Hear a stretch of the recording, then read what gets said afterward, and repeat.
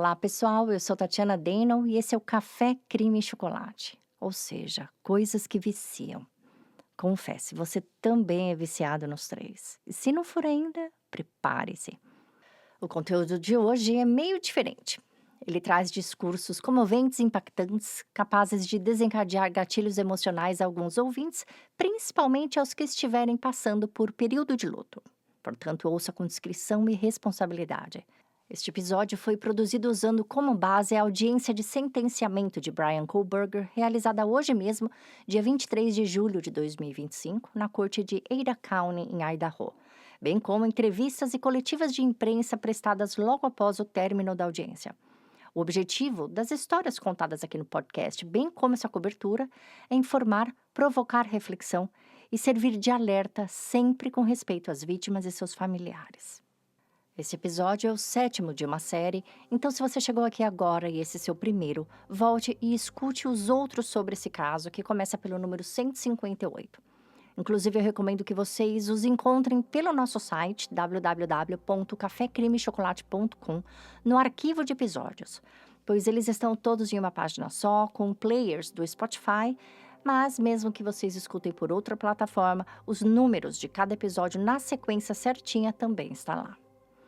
Agora, se você é da turma que já escutou tudo e vem acompanhando este caso bem de pertinho aqui comigo, pode abrir os chocolates, passar café, fazer bolo. Hoje pode até apelar para as indulgências, porque finalmente finalizamos um capítulo importante de uma verdadeira história de terror. Enfim, pelo menos no âmbito da justiça, com a audiência do sentenciamento de Bryan Kohberger, réu confesso, responsável por ter tirado a vida de 4 estudantes inocentes em 13 de novembro de 2022, nas proximidades da Universidade de Idaho.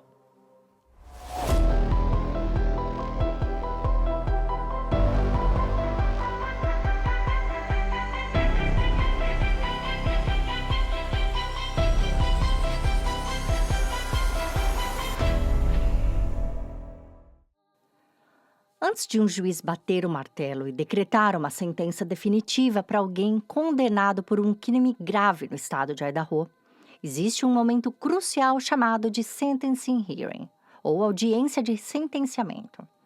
Trata-se de uma etapa do processo onde tanto a promotoria quanto a defesa apresentam os seus argumentos finais e, mais importante ainda, onde familiares e pessoas impactadas pela perda da vítima podem ter a palavra. Esses discursos, conhecidos como Victim Impact Statements, são mais do que desabafos emocionados. Eles são parte oficial do processo judicial e ajudam o tribunal a entender, em palavras humanas e diretas, a profundidade do sofrimento causado por aquele crime. Não se trata de buscar vingança, mas de garantir que a dor da vítima não seja esquecida no silêncio técnico dos autos. E foi exatamente esse o cenário no Tribunal do Condado de Ada, quando familiares das 4 vítimas do caso que chocou o mundo, Kaylee Goncalves, Madison Mogen, Zena Carnoro e Ethan Chapin, finalmente tiveram a oportunidade de falar. Diante do juiz, de uma sala lotada e de câmeras que transmitiam tudo para fora daquelas paredes, pais, mães e irmãos quebraram o silêncio que vinham carregando desde novembro de 2022. Eles não estavam ali para discutir provas, nem para pedir pena de morte.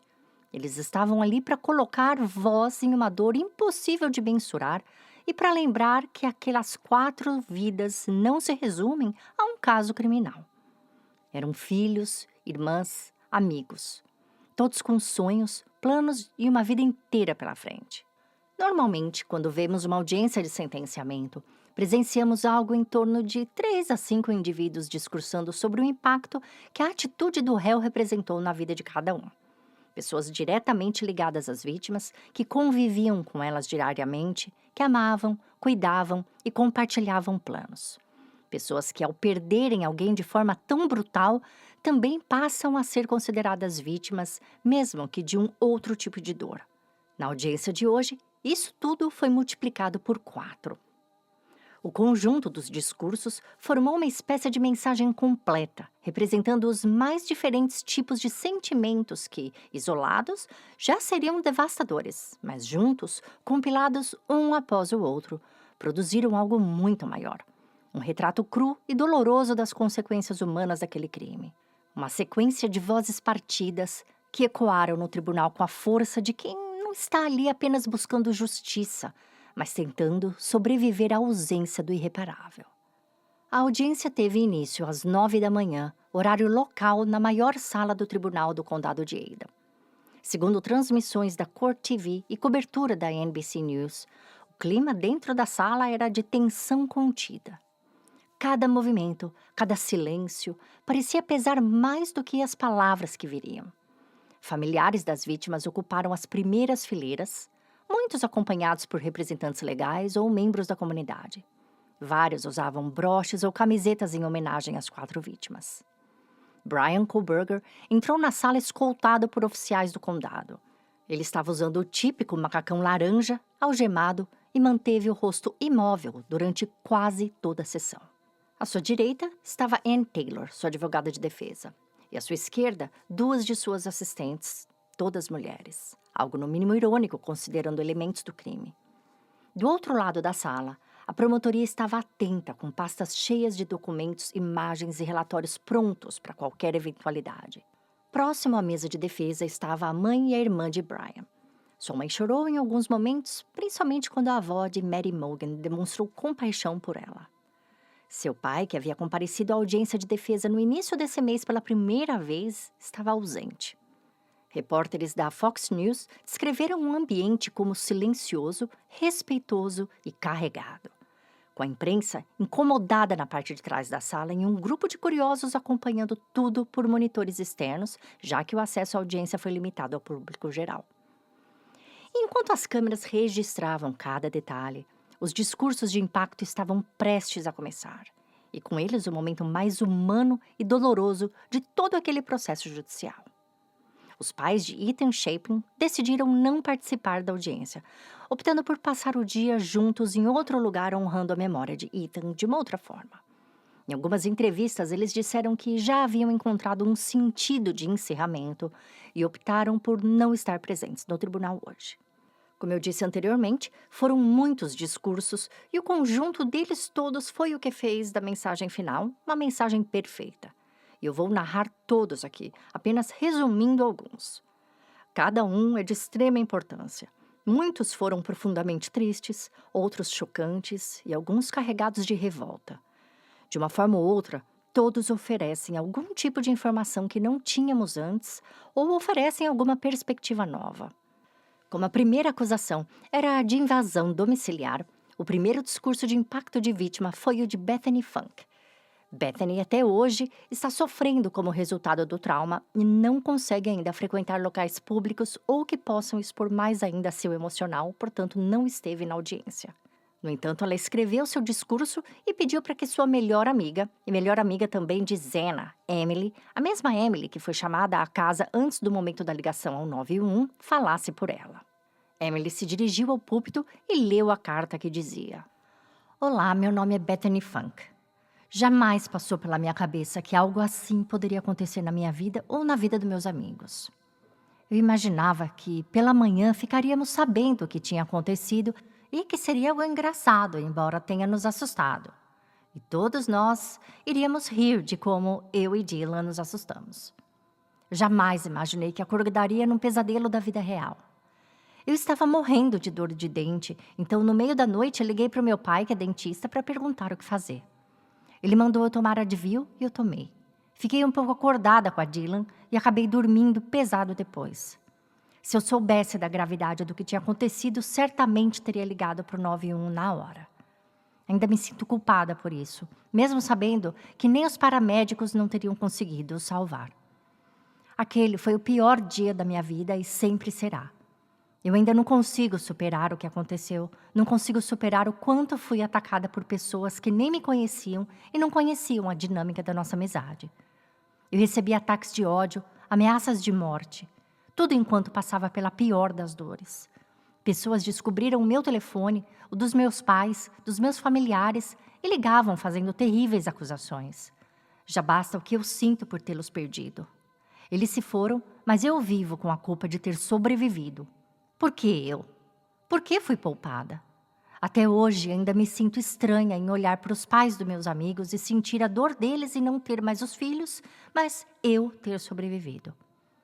Depois de tudo que aconteceu, eu passei a ter pavor de ficar sozinha em casa, de sair até mesmo para ir ao quintal.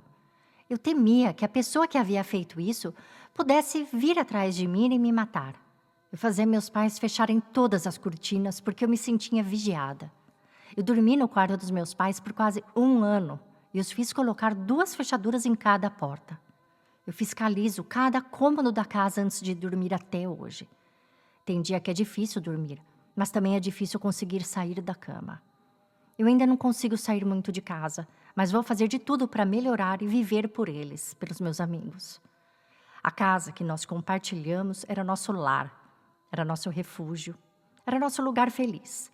Nosso cantinho onde a gente se divertia, se apoiava, cozinhava, maratonava séries, comíamos cookies, ríamos. Minha memória preferida foi um dos nossos Halloweens. A gente foi para a sede da Sigma Chi, mas ao invés de ficarmos na festa, fomos para um dos apartamentos e passamos a noite batendo papo, rindo. Ou melhor, rindo muito. Acho que eu nunca ri tanto em minha vida. A gente não estava nem aí para a festa. A gente só estava curtindo passar tempo entre amigas. Zena era uma em 1 milhão. Ela era a alma da festa. Mas ela era também a pessoa mais carinhosa e engraçada que eu já conheci. Não tinha quem não amasse. Porque ela tinha um jeito de fazer todo mundo se sentir amado. Eu me lembro de ficar na sala com ela comendo snacks e assistindo TV. Às vezes eu, ela e Mary íamos tomar margarita e comer salsa. E ela trazia tanta alegria. Kaylee tinha o mais lindo sorriso e, ela era tão carinhosa, tão generosa. Ao mesmo tempo, super engraçada, super bem-humorada. Ela adorava pregar peças na gente, fazer todos rir. Todos nós sabíamos que ela iria longe. Ela iria onde ela quisesse chegar com aquela determinação. Ethan, ele era o cara mais bonzinho, mais querido, mais legal. Não tinha quem não se sentisse bem perto dele. Ele estava sempre sorrindo. Ele era aquele cara fácil de lidar, muito gente boa. Ele tratava a Zena tão bem. Ele e a Zena realmente eram almas gêmeas. Mary não era só uma das minhas melhores amigas, mas ela era também a pessoa no mundo que eu mais me espelhava. Ela me ensinava tanto, era um verdadeiro exemplo. Além de inteligência, ela tinha a melhor alma que alguém pode ter e só queria o bem de todos. Na Irmandade, ela me colocou debaixo das asas dela e sempre fez com que eu me sentisse incluída. Eu não tenho nem como pontuar uma memória favorita com a Mary, porque todas foram e foram muitas. Meu coração parte toda vez que eu penso em mandar uma mensagem para uma delas e lembro que não posso mais. Eu prometo viver por todas elas, por todo o tempo que eu ainda tiver a sorte de viver. O próximo discurso foi o de Gillian Mortensen, e uma das advogadas da corte pediu ao juiz para que ela pudesse ler o discurso dela sentada na cadeira dessa advogada, ao invés de ler em pé diante do púlpito. O juiz, é claro, aceitou. Todos sabiam que esse era um depoimento muito importante, pois ela era a sobrevivente que realmente viu Brian, e essa era a primeira vez que ela dividiu um espaço com ele, fora a traumática noite do crime. Algo que eu, Tatiana, reparei e partiu meu coração foi como ela mudou. Como perdeu aquele semblante quase que de criança, de quem tinha acabado de completar 19 anos quando tudo ocorreu. E está agora com um semblante mais adulto e, obviamente, mais abalado. Como se tudo isso tivesse levado de vez aquela inocência juvenil. Enfim, ela começou o seu discurso já aos prantos, e o juiz disse que ela poderia tomar o tempo que precisasse e ir com calma. Dylan, just take your time, all right?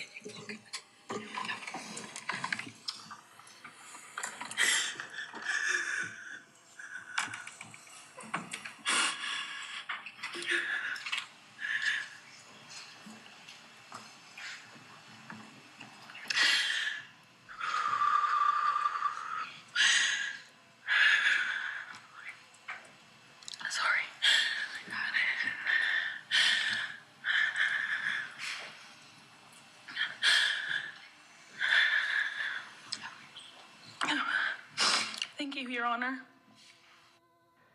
O que aconteceu naquela noite mudou tudo. Por causa dele, 4 pessoas lindas, generosas e boas foram tiradas desse mundo sem razão alguma. Ele não só tirou a vida deles, mas a luz que eles levavam por onde passavam. Ele tirou nossa paz, nossa sensação de segurança. Ele levou o direito que tínhamos de conviver com eles, seus futuros, seus sonhos. Ele levou embora as comemorações, os aniversários, as formaturas, tudo. Quem os ama agora é obrigado a viver sem nada.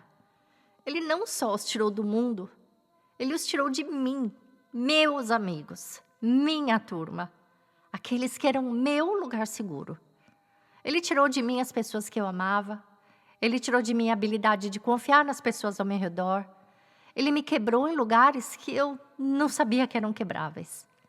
Ele estraçalhou meu mundo. Eu mal tinha completado 19 anos e devia estar começando a descobrir quem sou, meu lugar no mundo. Eu devia estar me preocupando em formar meu futuro, mas ao invés disso, eu fui forçada a aprender como sobreviver ao inimaginável. Eu passei a dormir com a minha mãe porque eu tinha pavor de fechar os olhos. Aterrorizada, pensando que se eu piscasse, alguém poderia aparecer do nada. Eu tinha ataques de pânico, não conseguia respirar, não conseguia parar de tremer. Só conseguia gritar e chorar.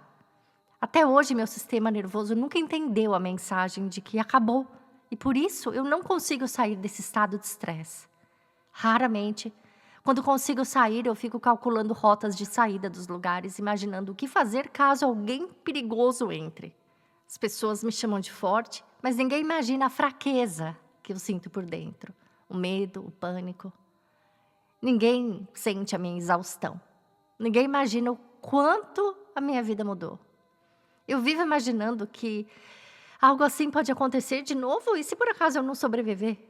E a culpa disso tudo é dele. Hoje eu estou tentando colocar meus pedacinhos de volta pelos meus amigos. 1 ano atrás, eu sonhei com eles 4. E no sonho eu comecei a dar adeus para eles, porque eu sabia que seria a última vez que eu estava os vendo. Mas eles não sabiam. E eles não entendiam nada e ficavam me perguntando por que eu estava dando adeus e eu não podia dizer. Eu acordei desesperada, mas também grata pelo sonho e por esse último tchau. E ninguém sabe como isso dói. Ele é ruim, especialmente ruim. Ele é horrível. Ele tirou muito de mim. Ele tirou minha paz, minha segurança, mas ele nunca vai tirar minha voz. Ele nunca vai tirar de mim as memórias com os meus amigos. Essas memórias são minhas. Mesmo com dor, eu ainda serei capaz de amar, de viver e de sentir tristeza, raiva, felicidade em algum momento da minha vida. Nem que tenha que fazer isso pela honra que devo aos meus amigos. Agora ele não é capaz de sentir nada. Ele não viverá nada. Ele só ficará preso e esquecido, onde ele merece estar. O juiz agradeceu Dylan pelo seu depoimento e por sua coragem. O próximo discurso foi o de Scott, padrasto de Madison Mongan. Só lembrando que o padrasto dela foi quem fez mais o papel de pai na vida dela, uma vez que o pai biológico mesmo de Mary, apesar de presente na vida dela, sofria e ainda sofre de dependência química e nem sempre pôde cumprir o papel de pai de forma integral. Scott, o padrasto, falou muitas coisas bonitas sobre Mary, sobre como ela era a única filha deles e como era especial, obediente, carismática e muito, muito boazinha desde pequena. Ele inclusive contou uma passagem da infância dela que expõe essa característica doce que ela tinha de maneira fofa. Ele disse que Mary nunca precisava levar bronca, quase nunca precisava ser disciplinada, mas que certa vez, quando ela era pequenininha, a mãe dela precisou dar-lhe uma bronca e ela chorou e ficou triste. Quando eles perguntaram depois por que ela estava daquele jeito, ela disse, "I'm broken-hearted. Estou de coração partido." Eles acharam uma graça ela ter ficado de coração partido porque fez algo errado. E riram. Esse jeitinho dela estampava muito sua personalidade. Ele ainda disse, "O mundo era muito bom com ela. Ela estava estudando marketing e começando o estágio. Ela estava se tornando tudo o que nós mesmos não conseguimos nos tornar. Aí foi levada brutalmente com outras almas brilhantes, seus amigos. Nossa dor se estende aos familiares deles também. Sabemos que a cura ao nosso coração virá, mas nunca por completo. Minha esposa, mãe de Mary, depois de perder a mãe dela em um acidente de carro, ela entrou em profunda depressão e era a maternidade e a proximidade com Mary que a permitia seguir em frente. Agora sua depressão só piorou e ela não sabe, às vezes, como seguir. Ela tem conseguido o apoio das meninas da Irmandade que Mary fazia parte e ela também tem voluntariado, mas a luta é diária. Teremos que seguir em frente sem nossa única filha, mas por ela vamos tentar ao máximo seguir e ajudar outras pessoas a passar por isso. Nós apoiamos o acordo para que a sociedade pudesse ficar longe para sempre desse monstro e daqui para frente não daremos mais atenção à sua maldade. Vamos tentar seguir em frente ignorando a presença do mal para não lhe dar mais a nossa energia. Em seguida foi a vez da mãe de Mary, Karen Laramie, fazer seu discurso, mas ela pediu para que seu advogado o lesse. Ela estava fisicamente presente ao lado dele, mas estava extremamente pálida, abatida e levemente se balançando para frente e para trás. De fato, ela não era a única dos pais que parecia estar medicada durante a audiência.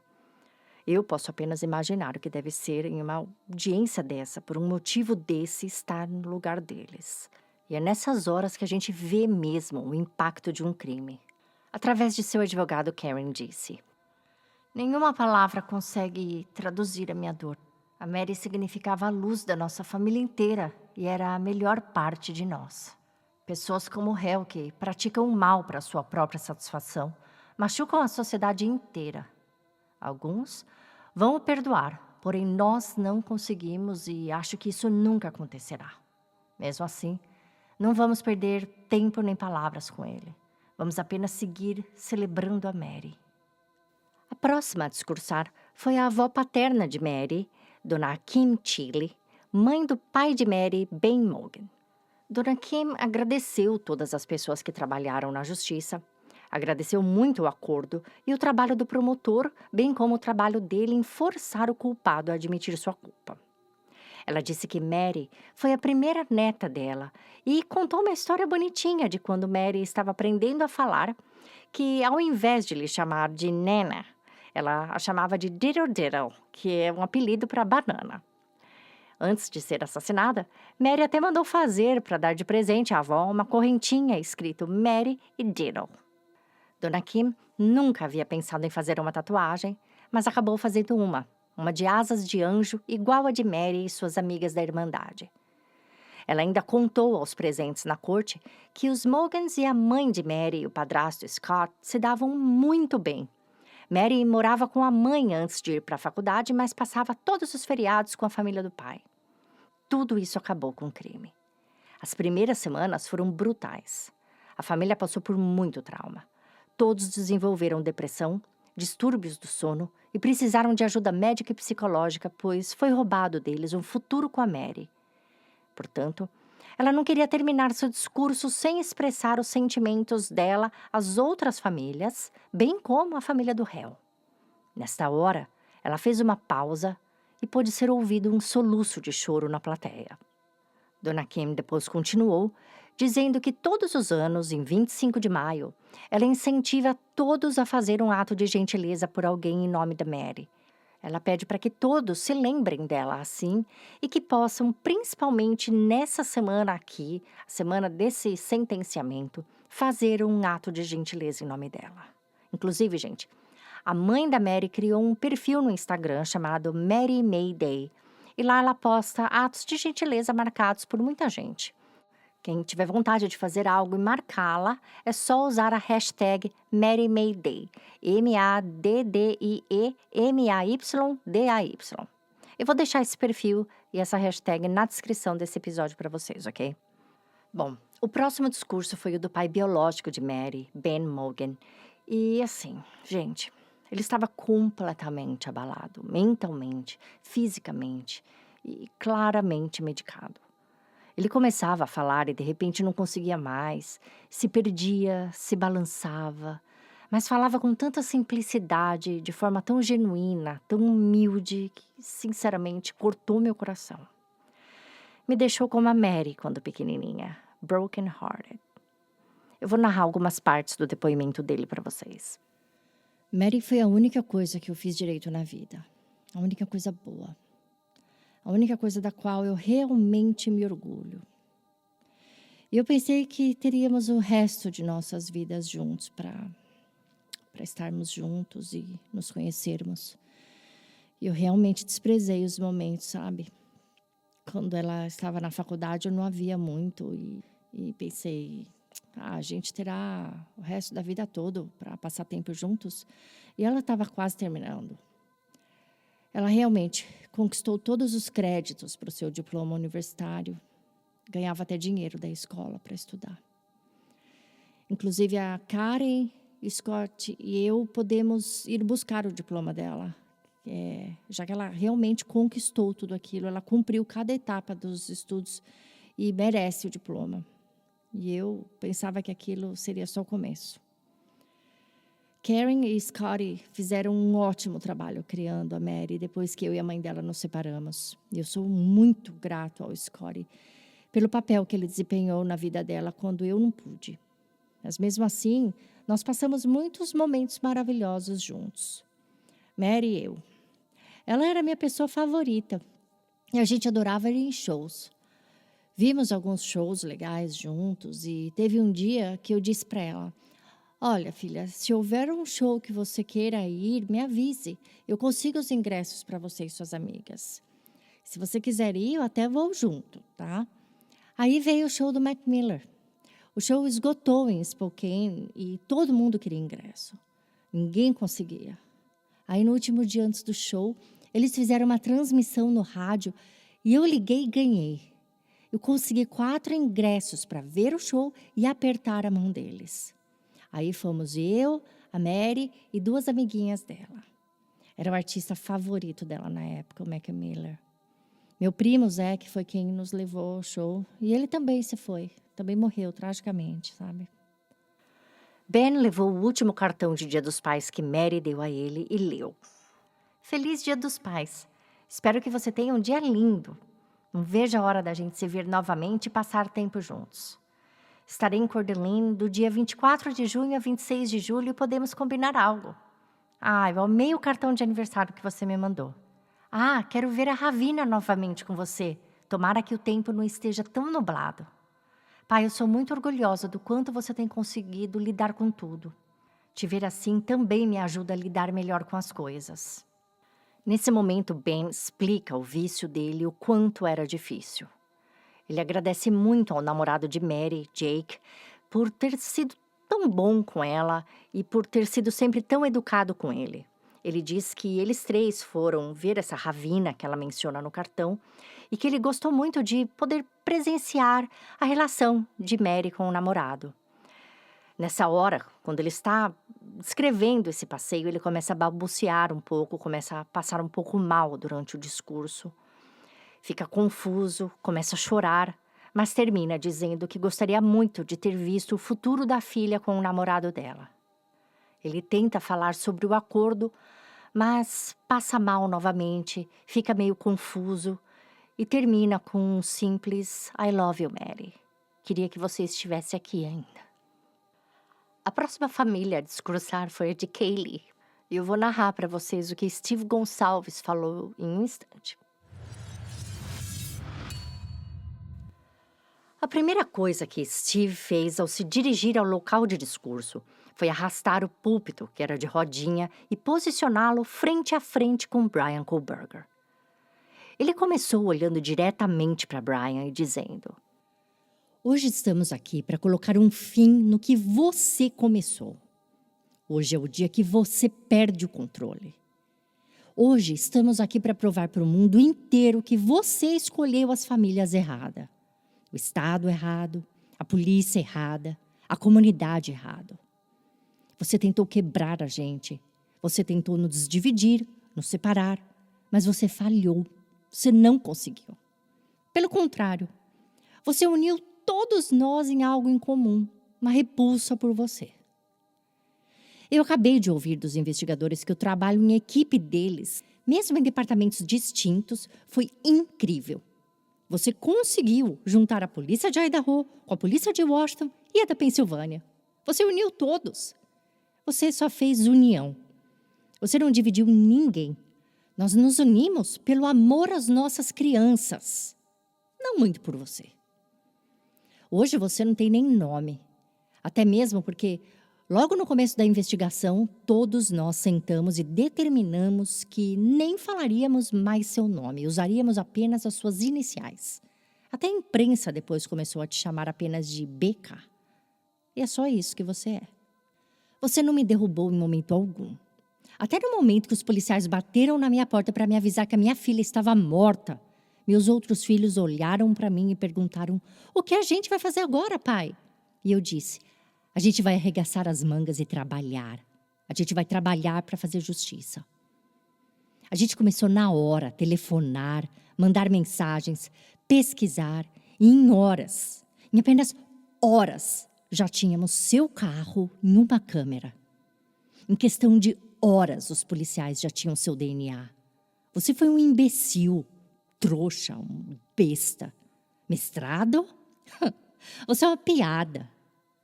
A gente foi atrás, a gente colocou o rosto dos nossos filhos à mostra.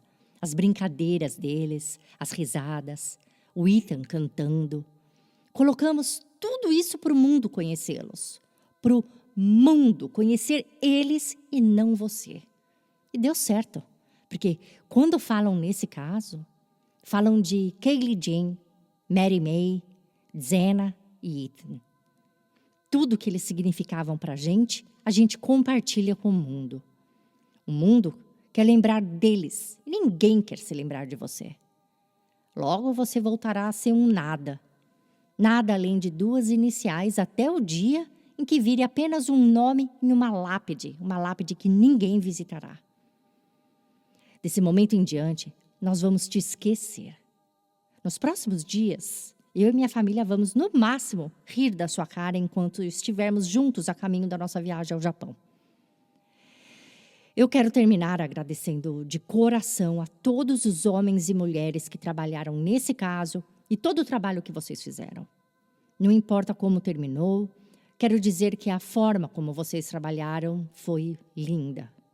Tivemos momentos difíceis, sim, mas eles eram esperados e, no mais, eu agradeço muito a vocês por tudo. Deus os abençoe. Depois de Steve, foi a vez de Olivia, a irmã mais velha de Kaylee, fazer seu discurso, e o dela foi um dos mais ferozes.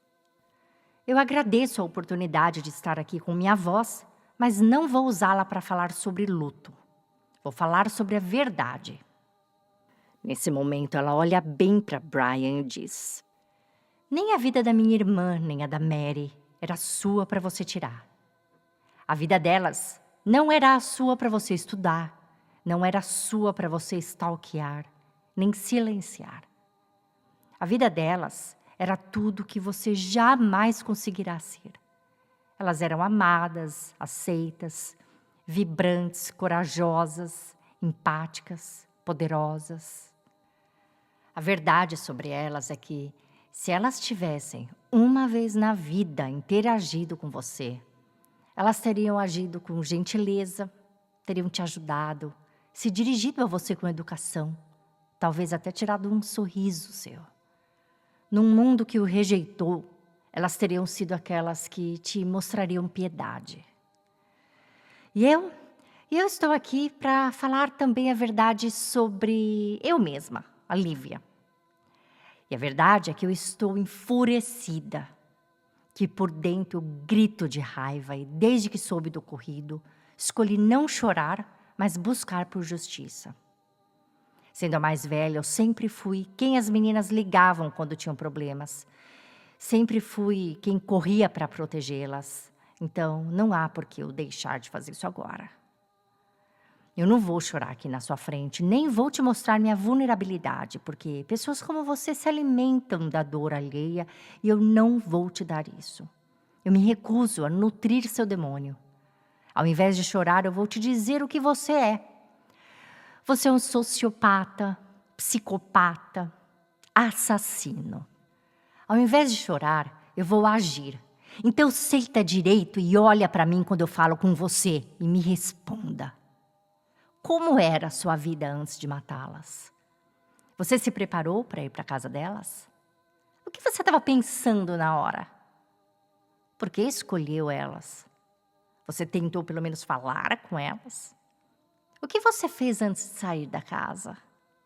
Como se sentiu? Por que decidiu começar a tirar as sobrancelhas agora? Por que 13 de novembro? Onde está a arma do crime? Cadê suas roupas que usou naquela noite? Qual foi a segunda arma que você usou na minha irmã Kaylee? Qual foi a última coisa que ela disse? Descreva para mim em detalhes o nível de ansiedade que você sentiu quando ouviu o impacto dos policiais invadindo a casa dos seus pais para te levar preso. O que você se arrependeu mais? De ter voltado à cena do crime 5 horas depois ou nunca mais ter voltado a Moscou? Nenhuma vez sequer depois do crime, sendo que você tinha estado lá direto antes disso as stalkeando. Se você fosse tão esperto, acha que estaria aqui agora? Como é precisar desse tipo de atenção aqui só para conseguir se sentir real? Você deve ter medo de ser uma pessoa normal. Será que você sente algo? Qualquer coisa? Ou você é exatamente o que sempre temeu ser? Um nada. Se você é tão poderoso, por que está aí, escondido como um réu? Você está aqui fisicamente no mesmo lugar que eu, mas quem é realmente você? Vamos tentar tirar sua máscara e ver que tal? Deixa eu te dizer uma coisa. Você não criou essa devastação toda aqui. Você apenas se mostrou. E essa escuridão, esse vazio que você tem aí dentro, ele vai continuar com você quando tudo isso aqui acabar e vai te acompanhar para sempre. Essa é a sua sentença. E ela já estava determinada bem antes de você se declarar culpado. Você não ganhou, você só se mostrou.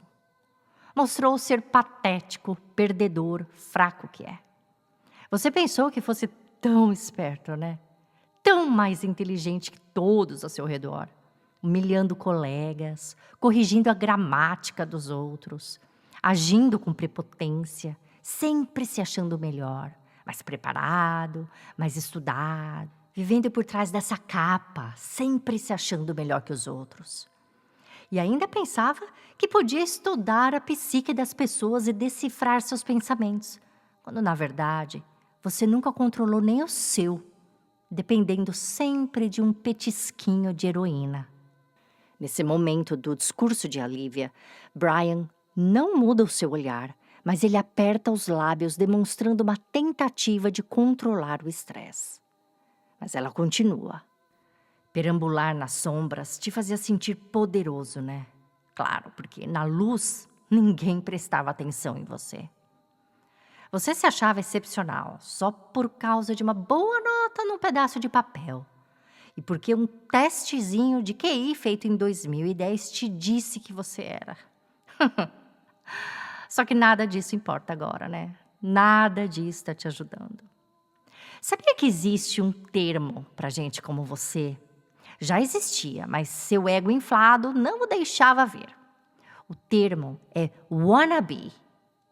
Você age como se ninguém fosse capaz de entender sua mente, quando, na verdade, você é bem basiquinho. Você é o clássico inseguro disfarçado de controle. Seus movimentos foram tão previsíveis, suas motivações rasas. Você, aliás, não é nada profundo. Você é patético. Não misture as coisas. Ninguém está impressionado com você. Ninguém está intimidado. E ninguém tem medo de você. Ninguém te acha importante. Você orquestrou tudo isso achando que era Deus e agora olha para você, implorando a uma corte por miséria. Quer que eu te fale uma coisa? Se você não tivesse as atacado covardemente na calada da noite, enquanto elas dormiam, a Kaylee teria kicked your fucking ass. Ou seja, o detonado. O interessante sobre o discurso de Olivia é que muitas das perguntas que ela fez a Brian foram tiradas do questionário que ele mesmo colocou no site do Reddit em um de seus trabalhos de criminologia. Ou seja, o tabuleiro virou. Antes, ele era o inteligente estudando ratinhos atrás das grades e agora ele é o rato. Depois do depoimento dela veio o depoimento de 3 avós de Kaylee e da mãe dela. Eu não vou narrar o delas, apesar de terem sido lindos, mas vou citar uma parte que a mãe de Kaylee dá um recado da irmãzinha mais nova dela, a Brian. Eu achei bonitinho ela incluir o depoimento dessa filha, Aubrey, mesmo ela sendo pequenininha e ingênua. Isso mostra o quanto um crime afeta a todos, até os menores, e eles também têm seus sentimentos e opiniões. O recado dela foi o seguinte, abre aspas, Brian, você pode até ter tirado muitas notas A na escola, mas saiba que na prisão você só vai tirar D, fecha aspas. Esse foi o único momento que algumas pessoas sorriram com carinho no tribunal.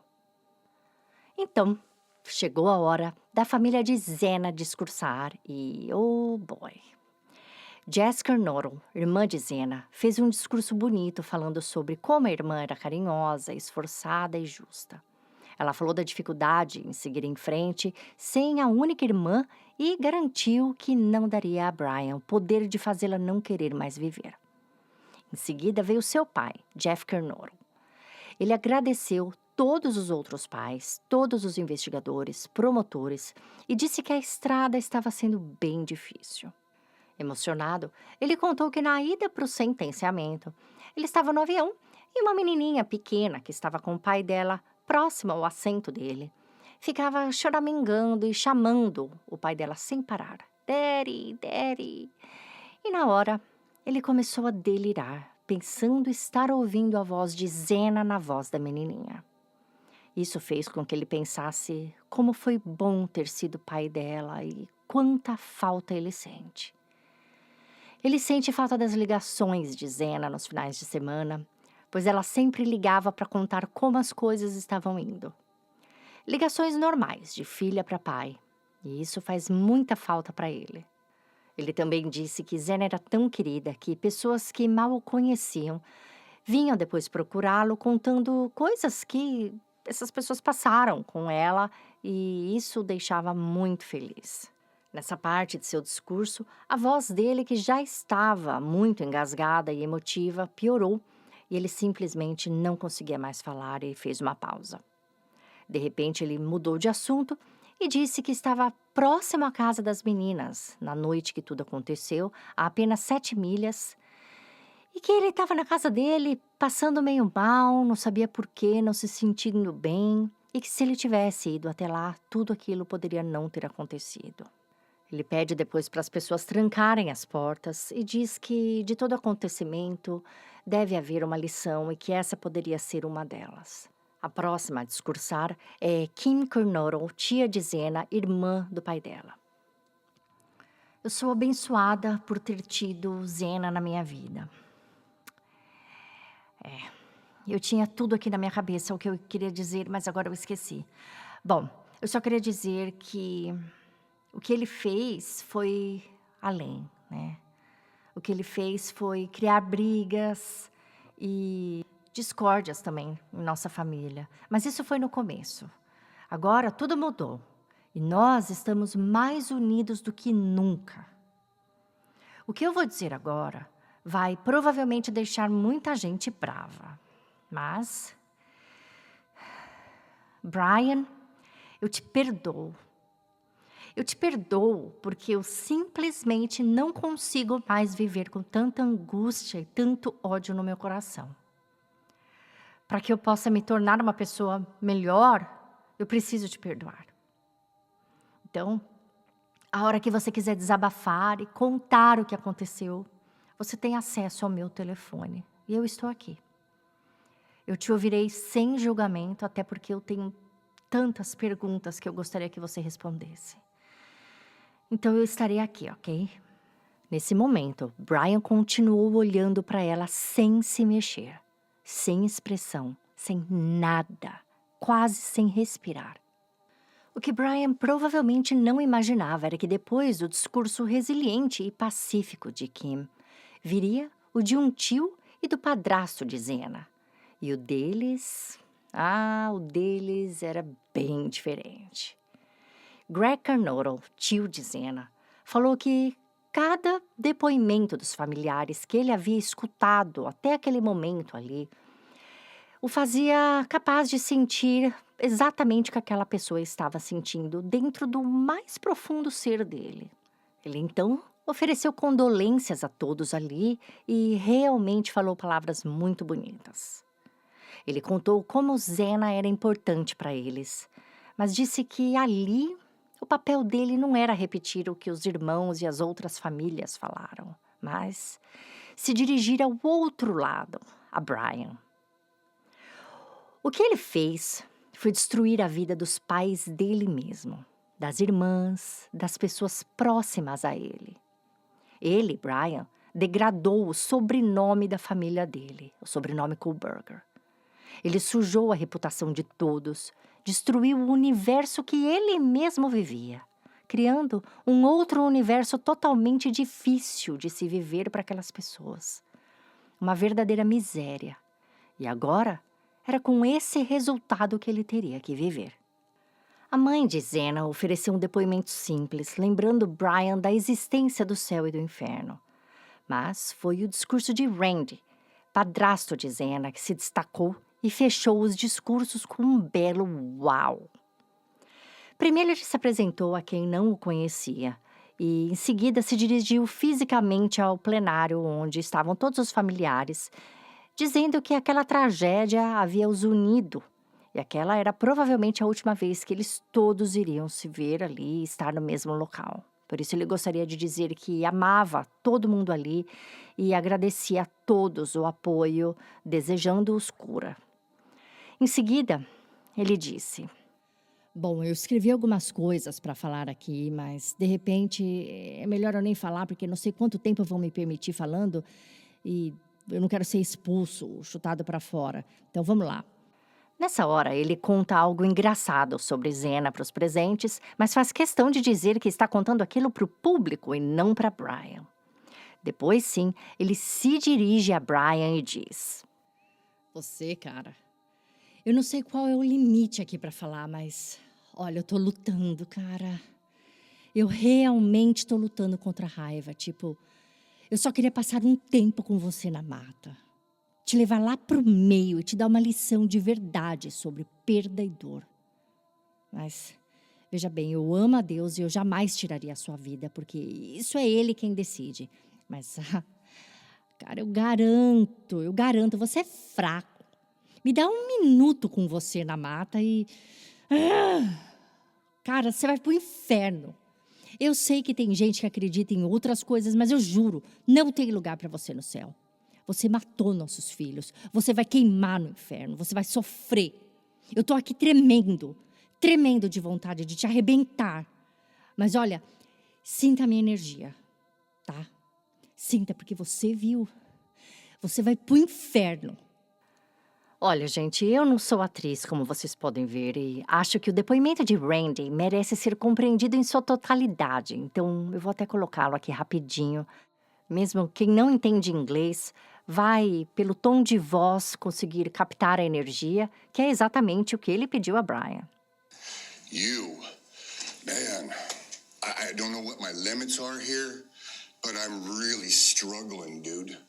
I am struggling, so I wanna just be out in the woods with you just so I can teach you about loss and pain. I love God. I wouldn't take your life. That's up to him. But I guarantee you, you are weak. God, I would just give a moment, man, 5 minutes out in the woods. Oh, man. Ooh. You're going to go to hell.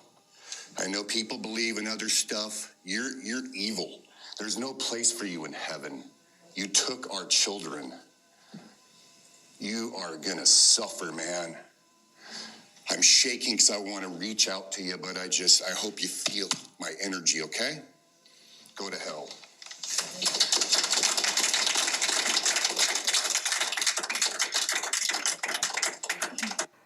Viu? Teve aplauso. O depoimento dele foi o último, já que a família de Ethan escolheu por não participar da audiência.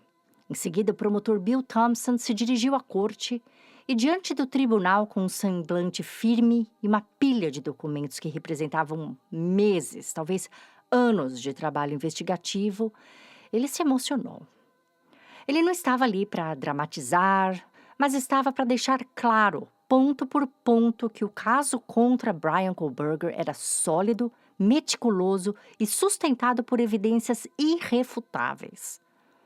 Bill começou lembrando que o estado de Idaho havia buscado a pena de morte contra o réu, uma pena extrema, mas condizente com a brutalidade do crime que ele cometeu. Ele explicou que a promotoria só havia aceitado o acordo de confissão porque ele garantia mesmo, de forma definitiva, 4 penas de prisão perpétua sem possibilidade de liberdade condicional. Isso, segundo o promotor, protegeria as famílias das vítimas da dor de um julgamento longo e de recursos intermináveis, também com a exposição pública contínua do crime. Em seguida, ele guiou o tribunal pelas linhas do tempo das evidências, quase como se estivesse recontando um quebra-cabeça montado peça por peça.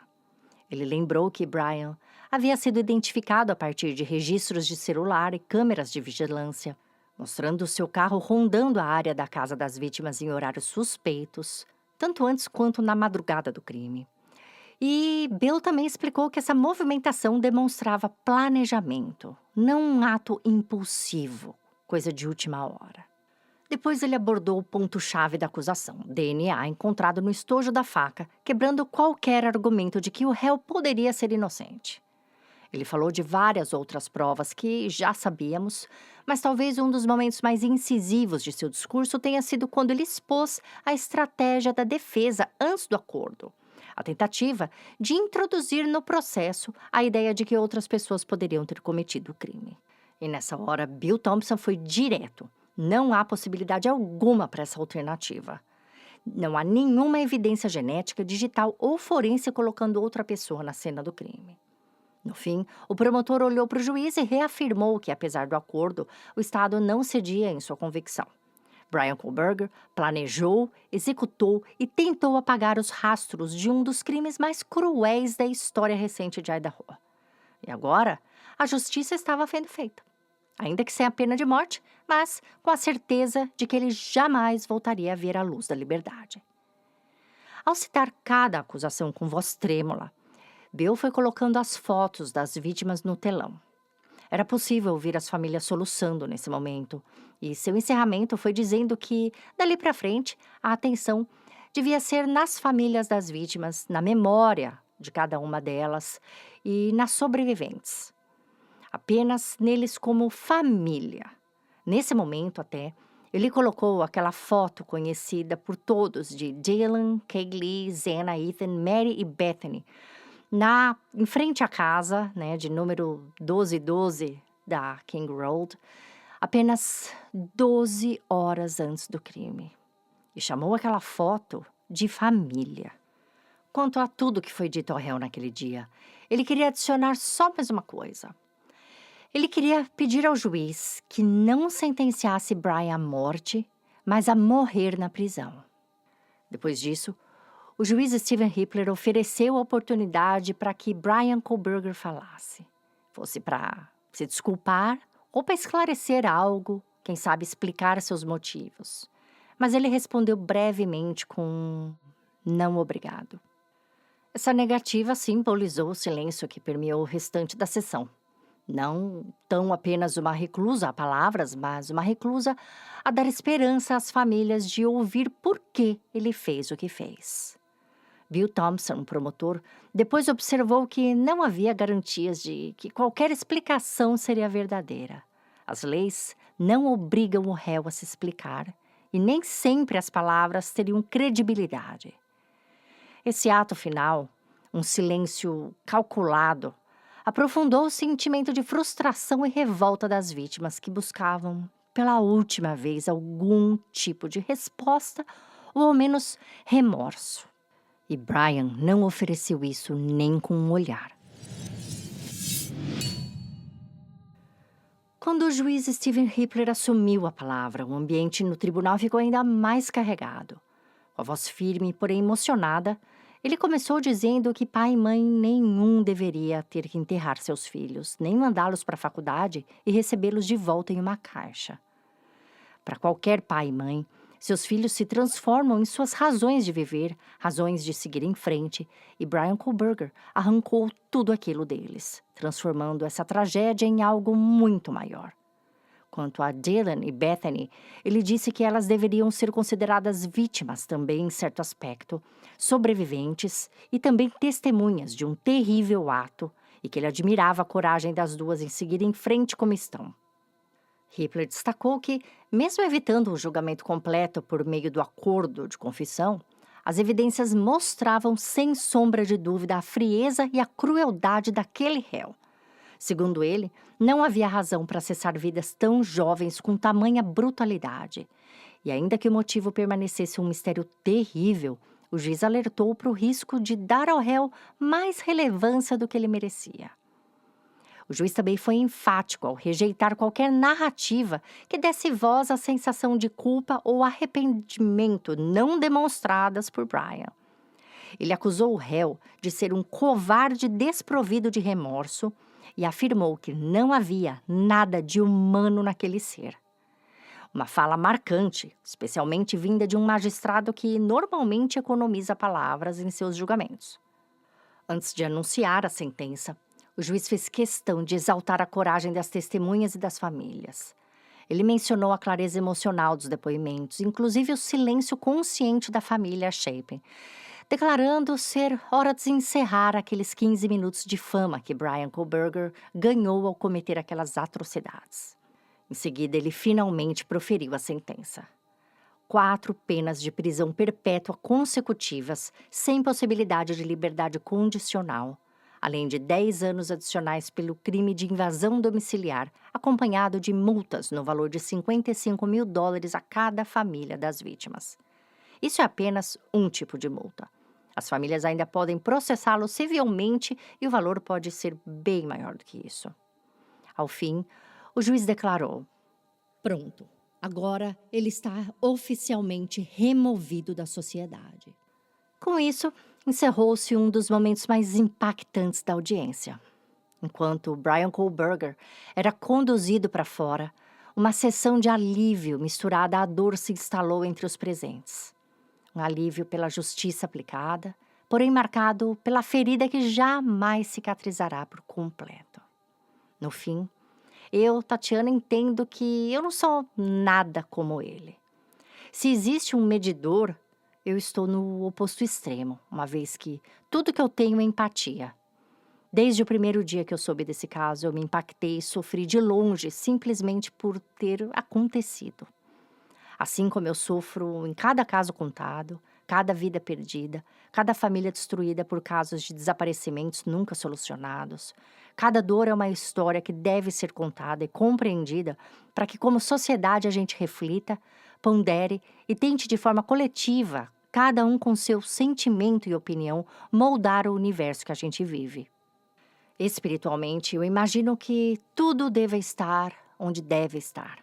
Que o mal existe para contrastar o bem, que a tristeza exista para darmos valor à felicidade e assim por diante. Mas eu também acredito que essas experiências todas sejam para que cada um de nós se defina como uma das extremidades em cada uma das experiências, a ponto de, eventualmente, cada um poder, sei lá, se tornar o que mais lhe representa. Eu quero viver em um mundo de segurança, eu quero viver em um mundo de respeito mútuo, um mundo de liberdade, feliz com as minhas próprias escolhas, sem precisar machucar ninguém para amenizar as dores das minhas consequências. Num caso como esse, eu também me defino e espero que vocês, que também acompanharam esse caso, assim como outros, possam fazer o mesmo. Que cada um de vocês possa lembrar quem vocês são e quem vocês não são, podendo escolher um caminho ciente das consequências. Eu termino esse episódio aqui e espero os comentários de vocês nas nossas redes sociais. Assim que toda a documentação do caso for liberada, eu trago um novo episódio, caso haja conteúdo suficiente, é claro. Mas boa parte já foi liberado agora à noite, só que já são 2 da manhã e eu tenho que acordar cedo já já para trabalhar. Então eu vou indo e até a próxima.